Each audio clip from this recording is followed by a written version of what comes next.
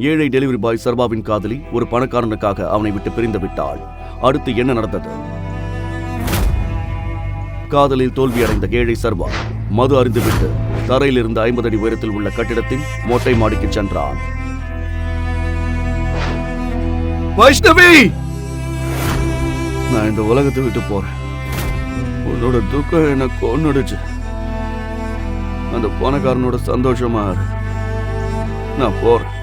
அந்த மஜ்னு சாக தயாராக இருந்தான். ஆனால் அவனது வாழ்க்கையில் விதி என்ன கொடுத்தது? சர்வா திடீரென்று கீழே விழுந்தான். ஆனால் எங்கே விழுந்தான்?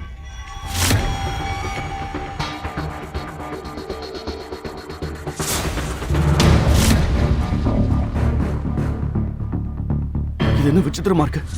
ஓ மை காட், நான் எப்படி இங்க வந்தேன்? ஆமா, சர்வா அந்த மொட்டை மாடியிலிருந்து விழுந்து அந்த சிட்டியின் மிக அழகான மற்றும் பணக்கார பெண்ணான வேதிகாவின் படுக்கைக்கு சென்றாள். அவள் அப்போது அமைதியாக உணர்ந்தாள்.